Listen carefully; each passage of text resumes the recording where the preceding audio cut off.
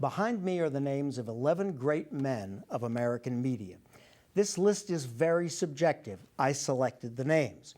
And I said men because there are no women on this list. On this program, we're going to discuss women and the media. Please meet Heather Page Preston and David Spiceland of the Department of Communication and Allison Bennett Dyke, advisor to App State's student newspaper, The Appalachian. Welcome, everybody, again.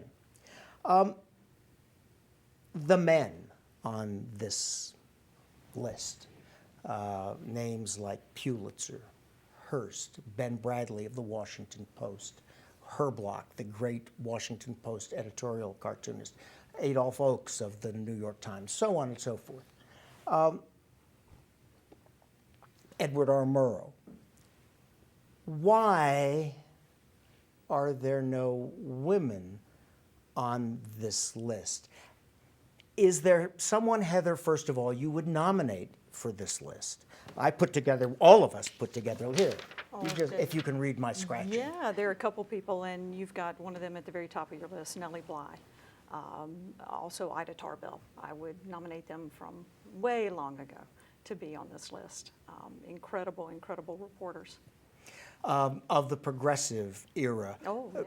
Beginning of the 20th century and into the 1920s, a little bit later even, before they either retired or fell from favor along with the progressive movement. Barbara Walters comes to mind. Jill Abramson of the New York Times. I guess I would ask you, all of you, why I, who try to be very, very objective in making my subjective list, why I didn't put any of those women on the list. Does Ida Tarbell rank up there with well, she wasn't an editor, but with the Greeleys and the Pulitzers? Most of these were entrepreneurs. They worked for themselves. Very hard for a woman to do in journalism, even today. Why are women somehow not considered leaders in the media? I don't know that we can unpack that question in 20 minutes or so, but part of it is who controls the production. If you have primarily white male source of power, hiring's going to reflect that. The people who make it on air are going to reflect that. The people who write the stories are going to reflect that. The people who edit are going to reflect that. That's true in all aspects of society. It's just not the media, it's everywhere. You can look at any corporate boardroom. If we take it back to the media and we look at op-ed pages, we look at editorial boards for newspapers. I've got some stats here. Newspaper editorial boards are made up, the average is 7 men and 4 women. There's no parity in power. There's no balance in power. All right, now let me ask you something about this. As you say, this is pretty well reflected down the line in society. We'll look at Congress, look at politics in general. Even today, it's not rare, but it's certainly, there's no parity between men and women governors, let's say. Again, why? Why? We might have to get the sociology department and the psychology department and everyone else in here to David? discuss that. Well, on your list, and by the way, you're leaving off one of somebody that I had suggested, Jessica Savage. Oh, yes. Who, the term that we usually think of is her screw-ups, her mess-ups. She was addicted to cocaine finally at some point, but she was one of the first. And a lot of times we measure either women in media, minorities in media, et cetera, by who was first, who broke the barriers. And I think Jessica Savage was one of them. And she had her personal problems.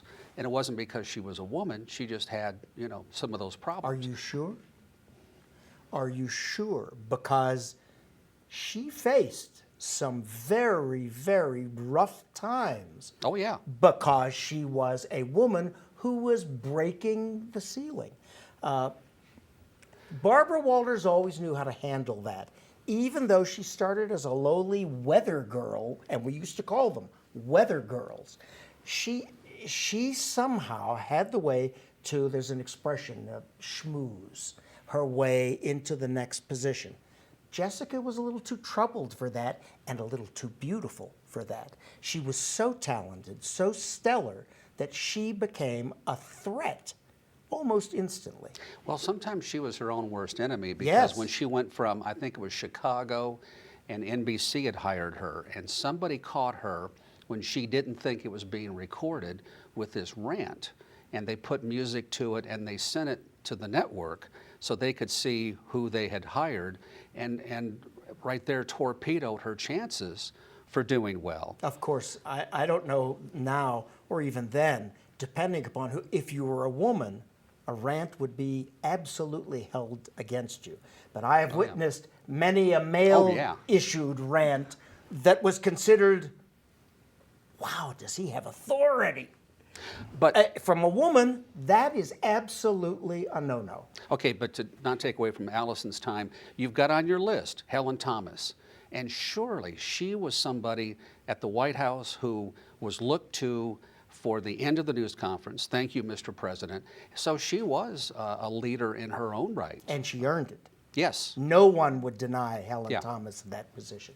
Allison. Although, back to Helen Thomas, in 2010, when she made the comment about Jews and Palestine and things like that, that really kind of caused a lot of problems, and she had to retire right after that. But and, Helen was of Arabic ancestry. True. And that Yeah. that sort of clouded, that brought in the objectivity issue. Right, and she actually spoke at a conference that I was at a few years ago, and a lot of people protested her speaking there because of that. They didn't think about all of her history leading up to that point. They were focusing just on that one rant and that one comment that she made, and that was what they were focusing on, not all of her accomplishments up to that point. But again, a similar sort of thing, it just happened, is the late and maybe forever retired anchor of NBC, Brian Williams, who didn't say something that would offend an ethnic group, but did say something on the air that he probably shouldn't have.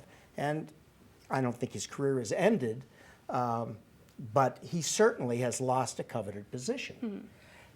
You have some experiences to relate, some personal experiences. Tell us. Yeah, when I was advising at a previous institution, my boss, who took over my area, confronted me and wanted to have us fall under prior review for student media, which is not how student media operates anywhere in the country, and that goes against my personal ethics. So we had kind of a confrontation, and that put, I think, a bad taste in his mouth for me, because I stood up for myself and I told him, these are my ethics. I'm not willing to prior review and read everything before the students published anything. And he kind of had it out for me after that, and I got called too aggressive because I didn't roll over and show my neck or show my belly whenever he kind of made comments and tried to push agendas that he had. And I don't think a man would have gone through the same thing. So yeah, I mean, like I was being assertive because that's just my personality. That's how I grew up. But that kind of came back and bit me later on to be assertive and be aggressive, I guess, in that. So tell me something. All of just chime in. Historically, in the newspaper business, which sort of is the starting point mostly when you talk about media. Yes, we have books and things like that. I guess media goes all the way back to the Gutenberg Bible, but media for us pretty much means starting in newspapers, periodicals, radio, television, electronic. Okay. Women, for most of those years on newspapers, when they were present at all, were at the society page, the food editor, the garden editor, advice columnists, Dear Abby and Ann Landers and things. That was the only way for a woman to get into the business. What happened there? Why could none of those people somehow claw their way, and excuse me for the expression claw, their way up into management ranks, into the editorial positions that the men controlled? Maybe I'm going to throw it to you, I'm the history expert. I think there's a perception issue through the years. When I was a station manager, my program director did not want to utilize female on-air talent. Why? And, Did he well, I believe asked him, it? I said, why? And he said, I just don't like the sound of a girl, he said girl, on the air. Now, this is the 1970s. And I said, Still pretty late for girl. yeah, I agree. Okay, I go agree. ahead. But I said, first of all, we need to make that position and those positions available. Secondly, they bring something to the table. And thirdly, you're going to do it. And he said, well, I'll do it, but I don't like it. So I think it's taken a while in terms of attitudes of the perception of what, in this case, a woman might sound like on the air. Of course, I grew up with women disc jockeys and Yvonne Daniels out of WLS Chicago and, you know, those kind of things. But I think it's an attitude problem of some sort. But Eve, oh, go ahead. I was going to say that attitude still exists. There were a number of articles this past fall about the sound of women's voices and women learning to speak with a deeper voice and change their entire being in that sense in order to fit in better. They're expected to change, not that the boardroom or the corporation itself and the expectations that men are expected to change, but that women have to fit a certain image. And that is probably because the men are making all the rules. Well, let me add to that. It's not just that. It's not that overt. It's subtle. And go ahead. Well, I was just going to say, research tends to show that lower pitch voices are more credible than higher pitch voices. Now, who did the research, how that was done, when that was done, who knows? And when I've taught the performance class, I've talked about those kinds of things. And you know, you get into all sorts of issues about when you begin to speak, you should lower your voice maybe half a pitch, whether you're a man or a woman.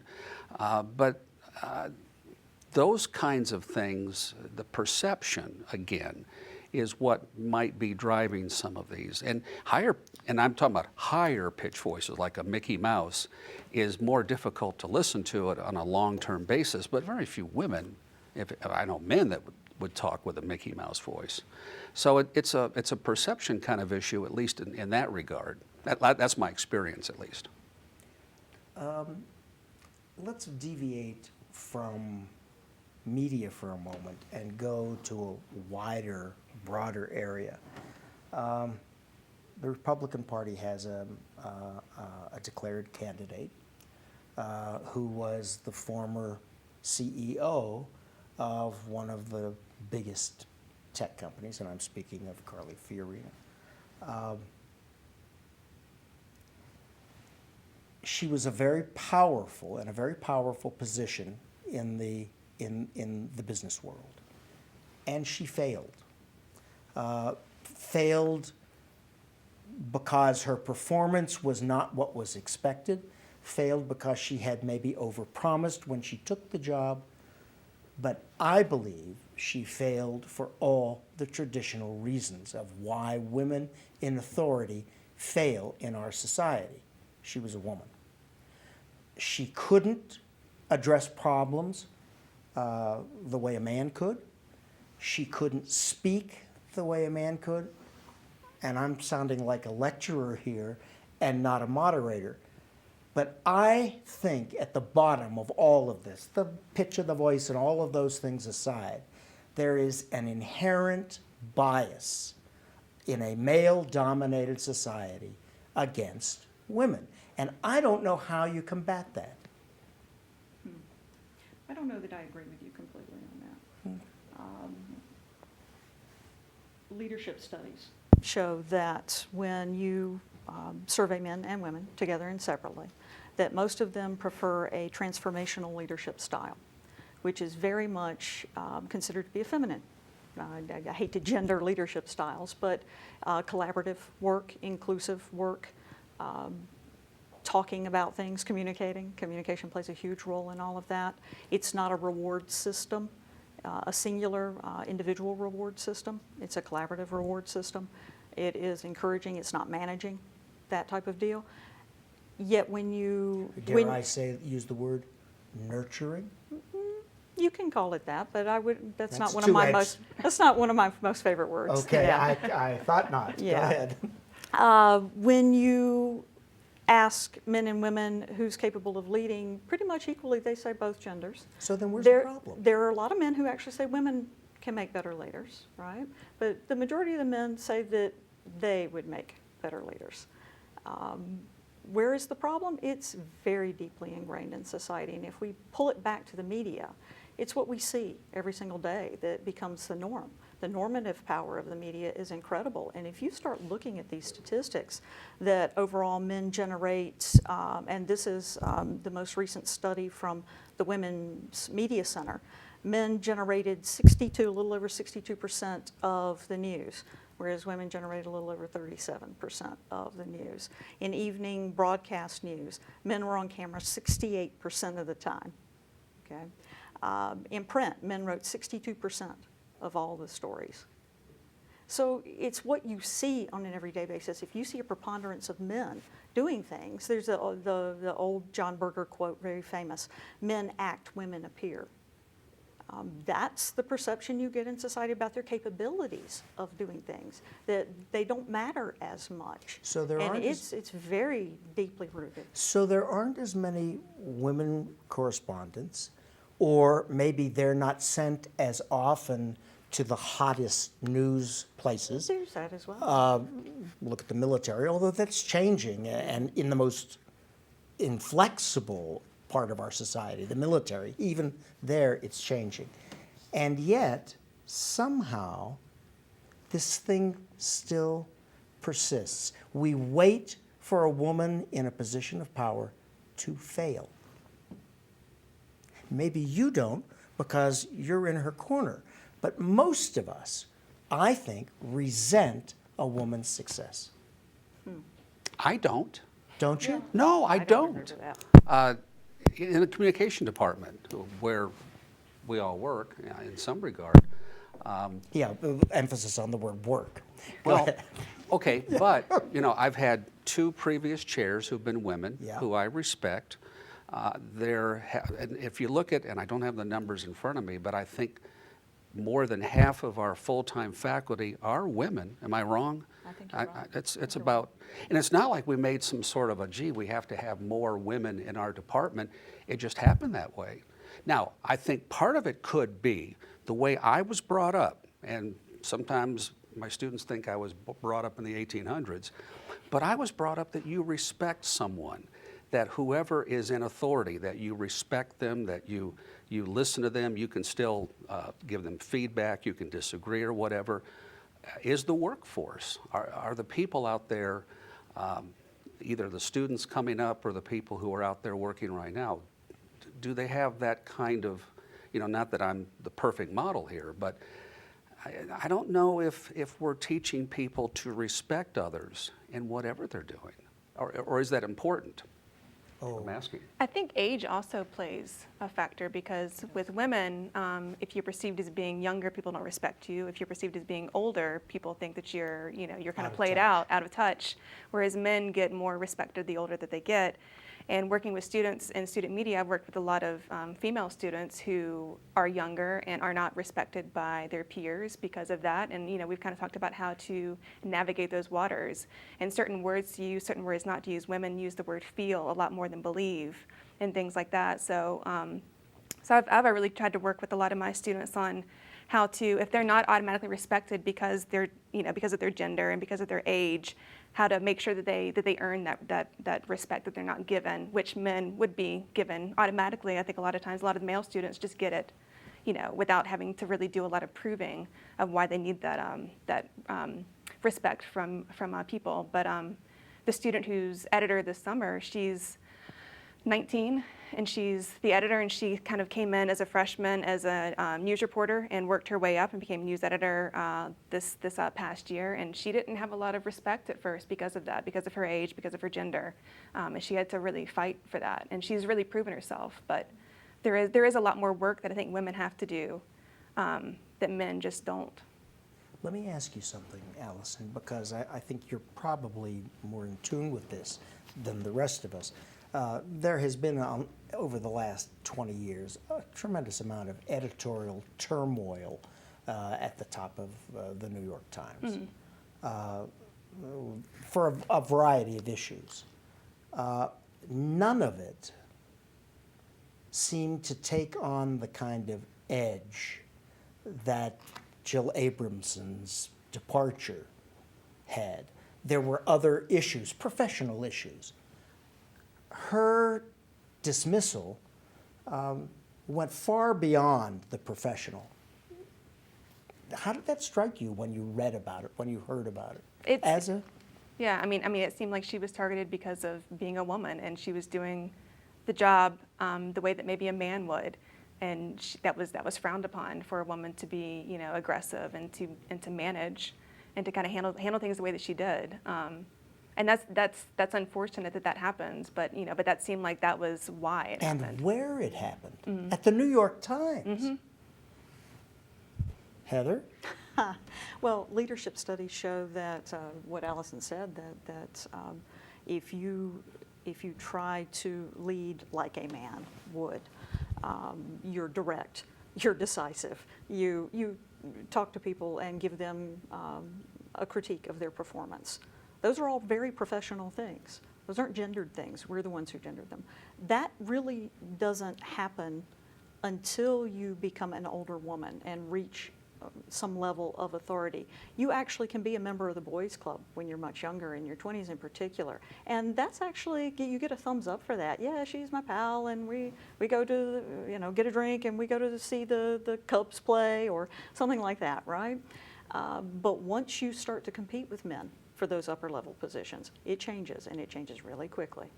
Those same traits that made you somebody's friend before now make you heavy duty competition, and the things that come into play are, well, women ought not to act that way because they should be nurturing, right?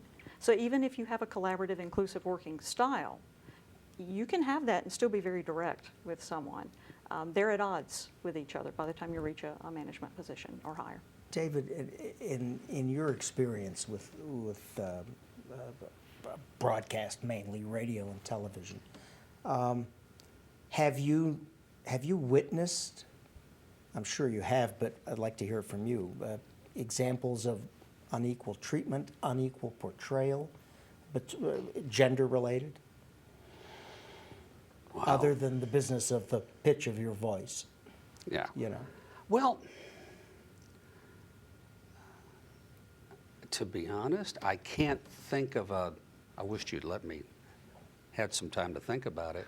But Think about it now. Well, Wait. I'm trying to, but we got the cameras rolling here, so. But it's not like we men have gotten together, you know, after hours, and we go to the bar and we say, gee, how can we really put the screws to women who might want to work here?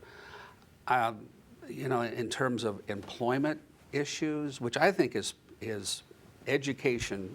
I'm jumping ahead here because you brought up the question earlier.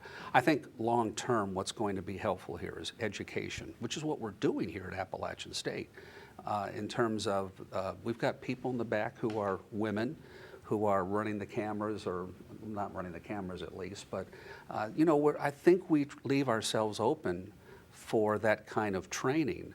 But I don't know if there's a plot out there. If there is, they haven't told me about it, for men to keep women out of the workforce. That's about as quick an answer as I could come up with, I guess. It's actually a pretty good one. There is Well, no. but let me add one more thing, though. I remember my first job in radio back in '72. It really goes way back.